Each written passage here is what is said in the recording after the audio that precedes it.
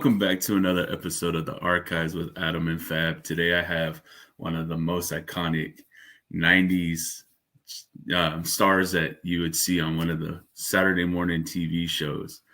Now, we're not doing a Saturday morning cartoon or TV show. We're actually doing a Saturday morning podcast with David Felding, the original Zordon. How's it going? Hey, good. How about you, David? I'm all right. I am all right. How's the weather over there in your area? Well, we had some pretty good rain last night, but yeah, I mean it's fine. I mean it's weather. Exactly. We're here over in Seattle, and yeah, I tell you, we're looking at 80-degree weather today. It's not normal for for our area in April. So right. Yeah, so I just want to jump in, do a quick little introduction, and then we'll kick it off. So you started in the first season of Power Rangers as Zordon. You're an actor, writer, and producer, and you hold 2 degrees in acting. And then you have done some voice acting in some pretty popular PC games. So Yeah. So we could talk Power Rangers all day, but I definitely would love to talk some of your writing. I know you write some books, right? I do. Yes, I'm in the processes of finishing up a 4-book series. So yeah. Okay, and what are those about? The book series is kind of subtitled the Lincoln Bright series. It's a paranormal supernatural series where my lead character, Lincoln Bright, is what I call an attuned. He sees and hears things that other people don't. What you and I would call ghosts, he calls glims. And these glims are the leftover anger and hate of somebody who has passed on. And those glims will start to pick away and eat away at the walls of reality. And they're trying to reach the other side and the entities that live on the other side. And if those entities cross over, then mankind is pretty much screwed. So Lincoln is trying his best to prevent that from happening and also protect a young autistic boy named Petey Marks, who is an attuned like himself, and prevent Petey from being kidnapped by an apocalyptic group of magicians who are trying to help the glims open this gateway for the dead to cross over. So that's what the books are all about. So Okay. Real quick, I'm going to bring on my co-host. He's running just a couple minutes there behind. This is Nunu, huge Power Ranger fan, and he's just really excited to hop on and chat some Power Rangers as well with us. You bet. Now, we were just talking about those books. What was the, how did the inspiration come from for that?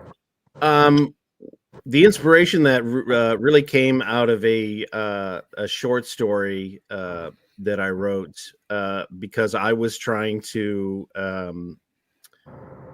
purge some ghosts in my own life. We all have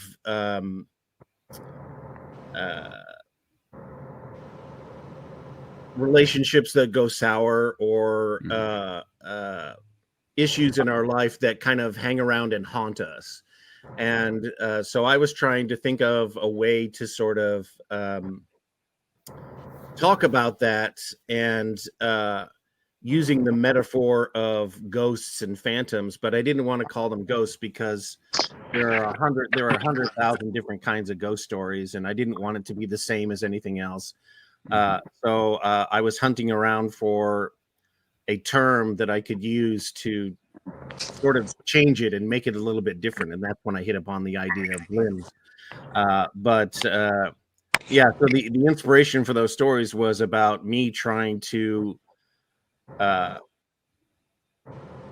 internally deal with some emotional trauma that I had been carrying around for about a decade. So I was trying to take that burden and put it down by using the power of writing to do that. So that was the inspiration of the books.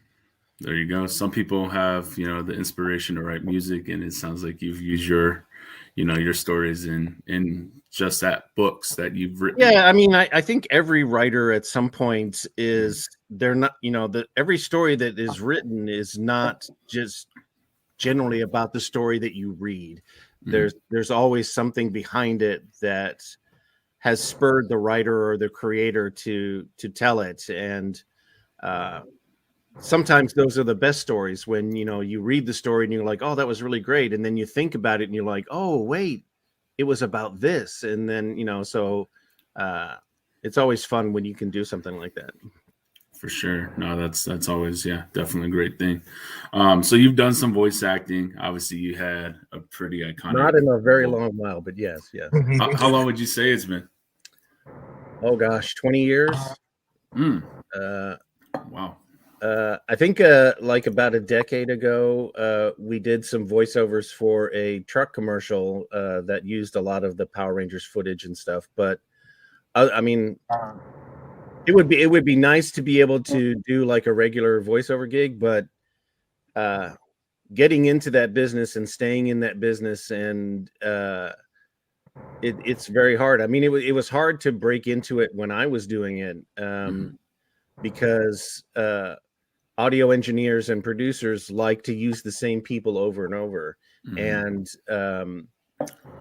but I mean, the industry has changed, and we see a lot of like A-list actors who are doing voiceover work now, and that can be fun to promote the project, but it's also sort of limiting in a way, because you hear that person's voice and it sounds like that person. And there are a lot of talented people out there that can do different types of voices that might have been better in that position, but what can you do? Gotcha. So I do want to chat a little Power Rangers. Obviously, as I mentioned, we grew up watching you as Zordon. Right. But Nunu, I actually want to kick it over to you and let you do the honors of asking, being that you are the biggest Power Ranger fan that I know. So I want you to kick it off and pick the subject to talk about. All right. First of all, I want to say it's an honor to talk to you, an honor to be in the chat room with you. First of all, honor's mine. All right. So my first question is, how did you heard about the role, and how did you get the role of Zordon? I had done my undergraduate college in San Marcos, Texas, at Southwest Texas State University, and I made a lot of friends there. And when I went to the University of Pittsburgh to get my master's degree, a lot of those friends moved out to Los Angeles. So that when I arrived there 3 years later, I had a network of friends that I could. They helped me find an apartment. They helped me get familiar with where I needed to go and what I needed to do. So I really had a nice network of friends, that I could hang out with and not feel like just some nobody from nowhere coming to this big giant city to try to make it in film and TV. And one of the friends that I had made at Southwest Texas was a very talented woman by the name of Stacy Fish, who was working at Saban at the time in their straight-to-video movies that they were doing. She was really into the production side of film and TV. And she called me up about 2 months after I got to LA and said, hey, I'm filming this kids television pilot for the company that I work for, and I think there's a role that you would be really good for. Do you want to come down and audition for it? And I was like, yeah, I mean, that's the whole reason why I came to LA. Yeah. And so I went down there thinking that it was going to be a cattle call, that there would be like 15,000 other guys.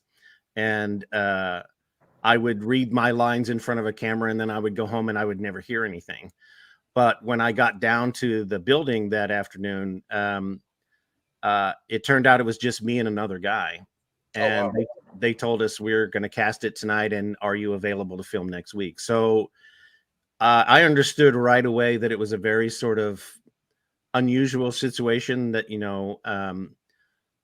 but because I had gone to school for so long, because I had 2 degrees, I was fully prepared to do what they asked me to do. So it was a combination of being in the right place at the right time, but also having the tools in my toolbox to be able to do whatever they needed me to do. So luckily, of the 2 guys that auditioned that day, I was the one that they chose. So I guess I could say I could relate to, like, it's not auditioning, but more like a job interview, right? So I've had job interviews where they're like, yeah, you know, we got more people to interview. But when they tell you at the end of the day, like I've had some jobs tell me like, hey,